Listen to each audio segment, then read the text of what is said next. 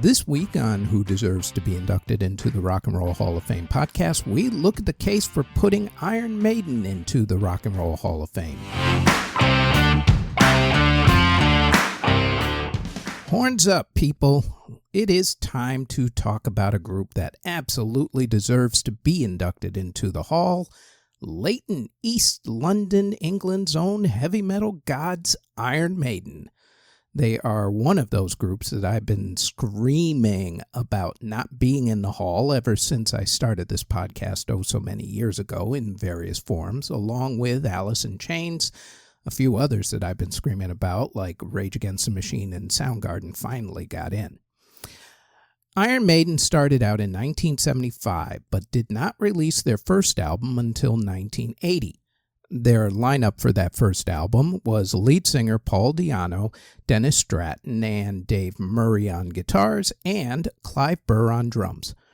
The legendary Mr. Bruce Dickinson replaced Di'Anno as a lead vocalist on their third album, while Stratton was replaced by Adrian Smith on the second album, and Clive Burr was replaced by Nico McBrain on the fourth album. Adrian Smith left in 1992 before their eighth album and was replaced by Yannick Gers, while Bruce Dickinson left in 1993 and was replaced by Blaze Bayley. Both Smith and Dickinson would return in 1998. I'm going to assume that most of them would get into the Hall if the Hall actually puts them in. Let us crank up the stats machine and see what spills out. So, with all that said, to the tail of the tape we go. Starting with their 1980 self-titled debut album, Iron Maiden have released 17 studio albums, 13 live albums, 7 compilation albums, 5 box sets, and 4 EPs. Of those, 13 studio albums and 2 live albums have hit the top 40 in America. Their last 4 studio albums were the only ones to hit the top 10.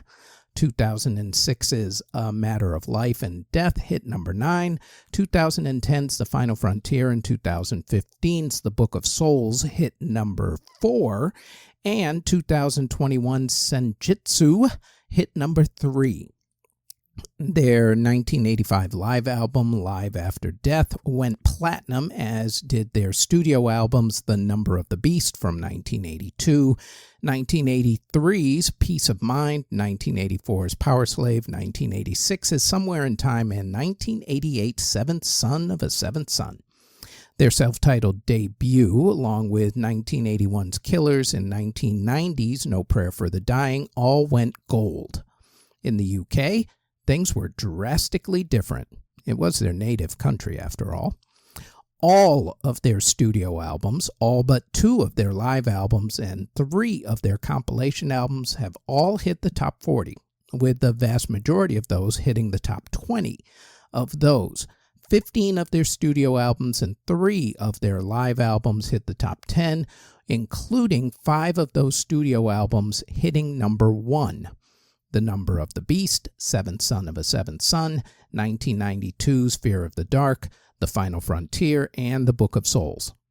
2 of their studio albums and 2008's compilation album, Somewhere Back in Time, The Best of 1980 to 1989, all went platinum, with The Number of the Beast going double platinum, while 12 studio albums, 1 live album, and 3 compilation albums all went gold, and 2 studio albums, 4 live albums, and 2 compilation albums going silver. As far as singles go, Iron Maiden released 47 of those. Out of those, 5 hit the top 40 in America. 1983's Flight of Icarus went to number 5. The Trooper went to number 28. 1984's 2 Minutes to Midnight went to number 25. 2000's The Wicker Man went to number 19. And 2021's The Writing on the Wall went to number 16. In the UK, again, different story. 35 singles hit the top 40, with 17 of those hitting the top 10, including 1990's iconic song title, Bring Your Daughter to the Slaughter, as their only number 1 hit. Despite the fact that most of their songs have never played on the radio or on television in America, Iron Maiden are still one of the most successful rock acts in music history, selling over 130 million records worldwide. They're number 24 on VH1's 100 Greatest Artists of Hard Rock list, and number 4 on the MTV's Top 10 Greatest Heavy Metal Bands of All Time list. They have won 137 awards out of 162 nominations, including 1 Brit Award, 1 Grammy Award, 1 Juno Award, along with a stamp that was put out by the Royal Mail UK, and a commemorative coin for their 50th anniversary, yes, I said 50, it's been that long already, by the Royal Mint.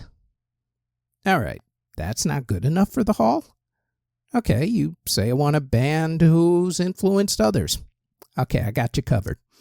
These guys have influenced plenty. Let's start with Metallica. You can slide on over to a little Slayer, and then Avenged Sevenfold, Trivium, Slipknot, Fozzy, Opeth, 3 Inches of Blood, Anthrax, and the list goes on and on and on. Besides, how could you not have a band who have had the song Bring Your Daughter to the Slaughter in the Hall? That is a serious question, by the way. I'm not just trying to ask a stupid question. How could you not have a band who had that title in the Hall? Come on now. Also, let us not forget about Eddie, quite possibly the coolest band mascot ever. It's on all of the album covers. Eddie is awesome. Now, as much as there are a lot of people like myself who think that they deserve induction, and yes, they do deserve induction, there is one group of people who don't want them to be inducted. It's actually the band members themselves. There is something to be said about how cool it is to not be in the Hall. I've shared my theory about that in other podcasts. However, here is my theory as to why Iron Maiden is not in. It is my absolute firm belief that the Hall, for one reason or another, hates 3 different types of rock music: progressive rock, alternative rock, and heavy metal. For example, look how long it took for artists like Yes, Rush, Kiss, and Ozzy to finally get in.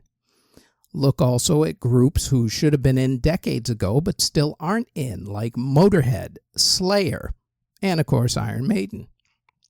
Iron Maiden was actually eligible for the Hall in 2005, so they've been eligible now for 20 years. They have, however, received 2 nominations, and all of those have been recently, 2021, 2023. Any way you slice it, though, more heavy metal needs to be in the Hall. And they can start by inducting Iron Maiden in and putting them in the class of 2026, even though they probably won't show up. But, like I always do, I leave it up to you guys. Let me know in the comments section whether you believe that Iron Maiden should be inducted into the Hall, should not be inducted into the Hall, why or why not. And please keep it classy, be respectful, and no, I don't need to hear about how the Hall sucks. We all know the Hall sucks. Every Hall sucks. Baseball Hall of Fame sucks. The Football Hall of Fame sucks. They all suck. We know this. You don't need to tell me. Just keep it nice and respectful. And just let me know if you believe, as I do, that Iron Maiden is long due to be put into the Hall, or if I'm just being crazy and they should not be in the Hall. Let me know. And that is it for who deserves to be inducted into the Rock and Roll Hall of Fame. We also invite you to check out our other podcast, the Music History Today podcast, where we go over what happened on that date in music history. That podcast drops daily, including weekends, on this channel that you're either watching or listening to this podcast on. We also have the Music History In-Depth podcast, where we go more in-depth into the events that happened for that week in music history. And that podcast posts every Tuesday on this channel that you're either watching or listening to this podcast on. Thank you very, very much for listening or watching if you're on YouTube or Spotify.